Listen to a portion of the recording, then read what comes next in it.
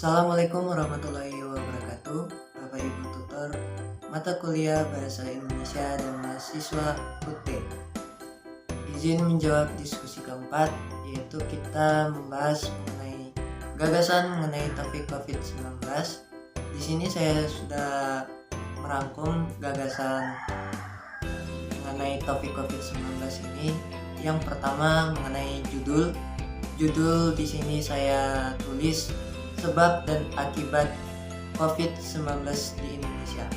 Konteks atau topik COVID-19, kerangkanya terdiri dari satu, pembuka yang terbagi menjadi dua, yaitu salam pembuka, sapaan kehormatan, dua, pengertian COVID-19, tiga, ciri-ciri COVID-19, empat, sebab dari COVID-19, kelima, akibat dari COVID-19, keenam, cara mengatasi COVID-19, ketujuh, pencegahan yang dilakukan pemerintah Indonesia terhadap COVID-19, delapan, kesimpulan dari saya, dan yang kesembilan, penutup. Oke teman-teman, dan Bapak Ibu tutor MK Bahasa Indonesia, kerangka topiknya telah saya sampaikan, dan ya saya menyampaikan gagasan mengenai sebab dan akibat COVID-19 di Indonesia. Assalamualaikum warahmatullahi wabarakatuh. Selamat pagi dan salam sejahtera.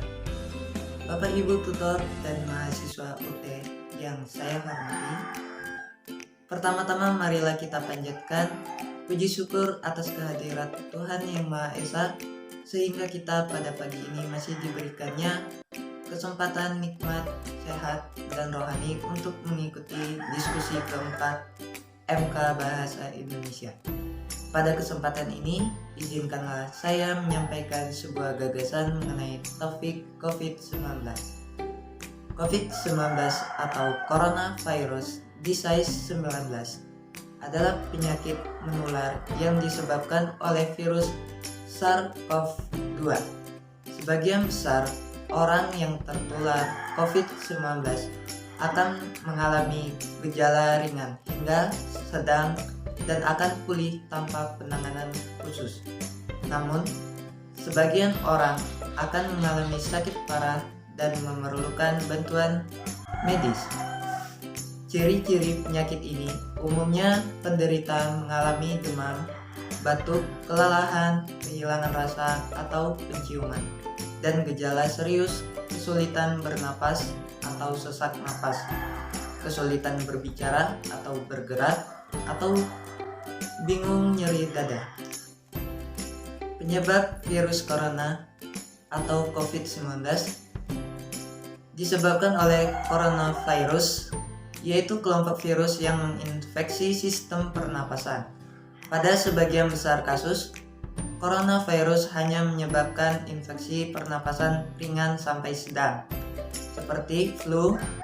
Namun, virus ini juga bisa menyebabkan infeksi pernapasan berat, seperti pneumonia, MERS, Middle Respiratory Syndrome, dan SARS, Severe Acute Respiratory Syndrome. Ada dugaan bahwa virus corona awalnya ditularkan dari hewan ke manusia. Namun kemudian diketahui bahwa virus corona juga menular dari manusia ke manusia. Seseorang dapat tertular COVID-19 melalui berbagai cara, yaitu tidak sengaja menghirup percikan ludah yang keluar saat penderita COVID-19 batuk atau bersin, memegang mulut atau hidung tanpa mencuci tangan terlebih dahulu setelah menyentuh benda yang terkena cipratan ludah penderita COVID-19, melakukan kontak jarak dekat dengan penderita COVID-19. Virus corona juga bisa menular melalui benda-benda yang sering disentuh, misalnya uang, gagang pintu, atau permukaan meja. Akibat dari COVID-19, Selain menimbulkan korban jiwa berjatuhan seperti banyak yang terkonfirmasi COVID-19, terkonfirmasi meninggal dunia, juga mengakibatkan lumpuhnya perekonomian Indonesia, terutama pada sektor pariwisata. Kita tahu bahwa pariwisata Indonesia ini sangat banyak dan sangat diminati oleh negara-negara asing, terutama turis-turis asing, dan itu sangat mengganggu perekonomian negara kita. Selain di sektor pariwisata, banyak sektor yang menjadi akibat dari COVID-19 ini, yaitu pasar. Selain pasar, ada sektor pendidikan, yang mana kita tahu sekolah dan perguruan tinggi banyak ditutup oleh pemerintah Republik Indonesia dalam rangka pemutusan rantai COVID-19 ini.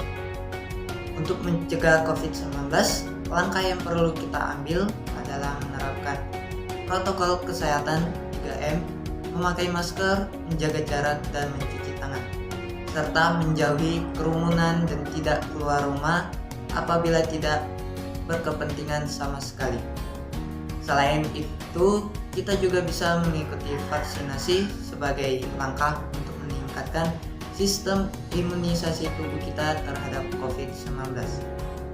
Pemerintah Republik Indonesia telah melakukan beberapa terobosan untuk mencegah penyakit COVID-19 ini melalui program vaksinasi, lalu yang kedua memberlakukan sistem PSBB hingga PPKM berlevel, dan ini sangat berhasil karena dapat menekan angka kenaikan kasus yang semula ribuan dan saat ini hanya beberapa ratus kasus.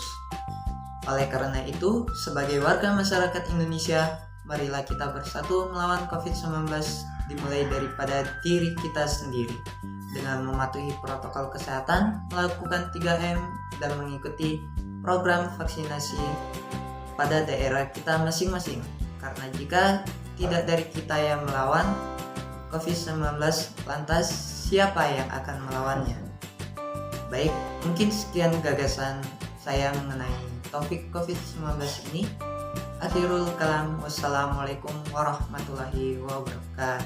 Baik, Bapak Ibu Tutor MK Bahasa Indonesia dan mahasiswa T, mungkin hanya itu penyampaian gagasan mengenai diskusi keempat kali ini yang dapat saya sampaikan.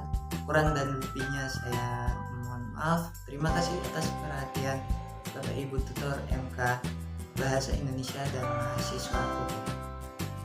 Terima kasih. Wassalamualaikum warahmatullahi wabarakatuh.